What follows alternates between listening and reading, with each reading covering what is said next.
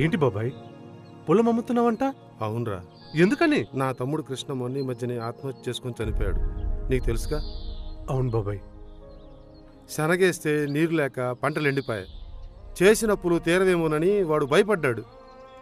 చిన్నోడు కిషోరు జాబ్ కోసం ఎవరికో డబ్బులు కట్టాలంట.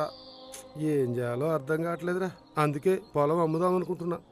అయినా అమ్మలాంటి పొలాన్ని అమ్మడమేంటి బాబాయ్? ఇంకొన్ని రోజులు ఓపిక పట్టి బాబాయ్. నీ పొలానికే కాదు, మన నియోజకవర్గంలో ప్రతి ఎకరానికి నీరు అందుతుంది. ఎలారా? మన సురేంద్రన్న మన కళ్యాణ్ దుర్గం నుంచి పోటీకి నిలబడ్డాడు. గెలిచాక పీటీపీ ప్రాజెక్టు నీరు నింపి 114 చెరువులకు ఆ నీళ్లు అందిస్తాడు. దాని ద్వారా మన నియోజకవర్గంలోని ప్రతి ఎకరానికి సాగునీరు అందుతుంది బాబాయ్.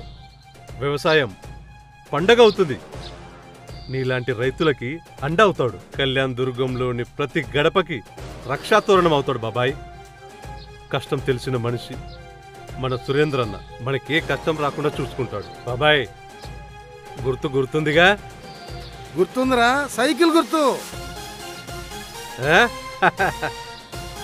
మన నియోజకవర్గం అభివృద్ధి కోసం సైకిల్ గుర్తుకే ఓటు వేద్దాం. మన సురేంద్రన్ననే గెలిపించుకుందాం. రాష్ట్రానికి చంద్రన్న, మన కళ్యాణ్ దుర్గానికి సురేంద్రన్న. జై తెలుగుదేశం, జై సురేంద్రన్న, జై తెలుగుదేశం, జై సురేంద్రన్న. సైకిల్ గుర్తుకు ఓటేద్దాం. మన కళ్యాణ దుర్గంని అభివృద్ధి చేసుకుందాం.